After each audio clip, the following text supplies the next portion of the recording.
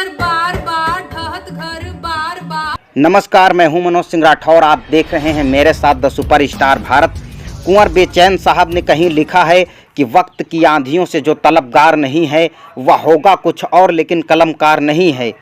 UP में काबा लोकगीत गाने वाली नेहा सिंह राठौर को योगी सरकार कानपुर देहात की पुलिस ने नोटिस दे दिया। क्या अब सरकार से कोई सवाल नहीं पूछ सकता है? एक कवि साहित्यकार देश की समस्याओं पर क्या कुछ नहीं लिख सकता है? जिस लोकतांत्रिक देश में सबको अधिकार है अपनी बात कहने का, पूछने का, उसी लोकतांत्रिक देश में अपनी बात क्या कोई नहीं कह सकता है? उदाहरण के तौर पर हम आपको बता दें कि जब सपा सरकार थी तब आदम गोंडवी साहब ने क्या लिखा, ये आपको सुनना और विचार करना चाहिए।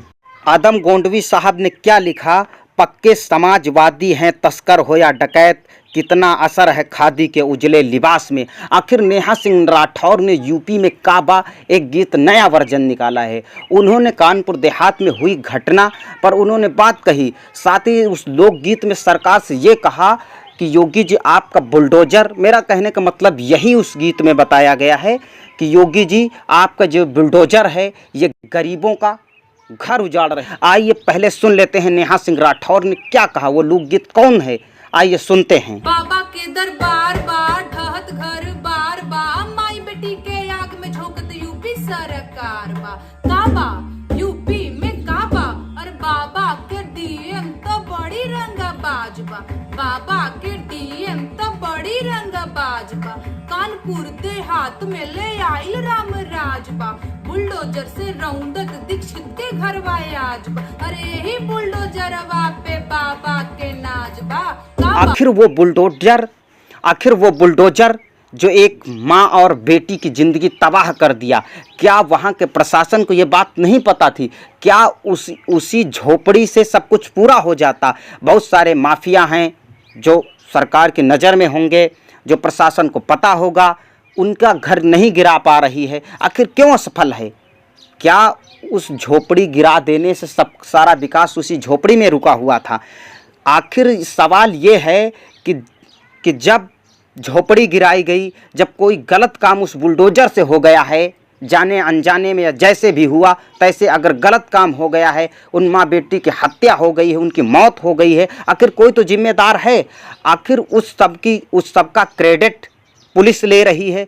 ऐसे अगर कोई अच्छा काम हो, वही बुलडोजर किसी माफिया, किसी गुंडा, किसी बदमाश पर चलता है तो उसका क्रेडिट योगी जी लेते हैं। अब उसका क्रेडिट योगी जी क्यों नहीं ले रहे हैं? आखिर ये तमाम सारे सवाल हैं जो एक पत्रकार ईमानदारी से पूछ सकता है, लेकिन इस पर यह तो नहीं है कि उस कदमे में झोंक दिया जाए। ये नहीं करना चाहिए। क्या ये सब नोटिस इसलिए भेजा गया कि ताकि नेहा सिंह राठौर की आवाज़ दब जाए, दोबारा ऐसी गीत, ऐसे लोकगीत, ऐसी खबर को लेकर, ऐसे गीत को लेकर कि दोबारा हिम्मत ना हो, ऐसे गीत ना गाए जाएं? क्या आपको भी लगता है ऐसे गीत गाने की वजह से हुआ है? कहेंगे हाँ, नोटिस वहीं की है, कानपुर देहात की। वो नेहा सिंह राठौर जिनके एक लोकगीत से पूरी सरकार हिल जाती है। कानपुर देहात की पुलिस ने 3 दिन के अंदर जवाब मांगा है। नोटिस में ये कहा गया है कि 3 दिन के अंदर आप जवाब दीजिए। साथ ये भी पूछा गया उस नोटिस में, क्या लोकगीत का लेखक कौन है या आप हैं, जो अकाउंट हैं ट्विटर हो या फेसबुक या अदरवाइज किसी और के हैं।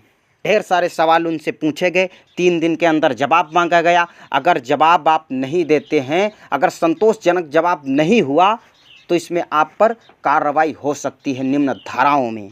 भी कहा गया कि इस लोकगीत की वजह से समाज में तनाव बढ़ रहा है। समय समय पर कवि, साहित्यकार, पत्रकार जनता की बात और समाज की बात, देश की बात को लेकर के चिंतित रहते हैं और सवाल भी उठाते हैं। उदाहरण के तौर पर हम आपको बिहारी जी का एक दोहा पढ़ के बताता हूँ। नहीं पराग नहीं मधुर मधु, नहीं विकास यहीं काल, अली कली सौबिंधियो आगे कौन हवाल। आखिर वो भी तो एक कवि थे, आखिर वो भी तो एक साहित्यकार थे जो अपनी समाज के प्रति, अपने देश के प्रति चिंता जाहिर करते हुए राजा को जगाने का काम किया।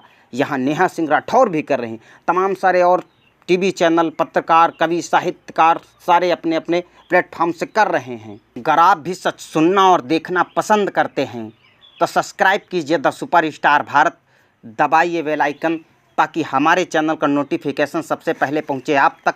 आज के लिए इतना, मिलते हैं नेक्स्ट वीडियो में, तब तक के लिए नमस्कार, जय हिंद।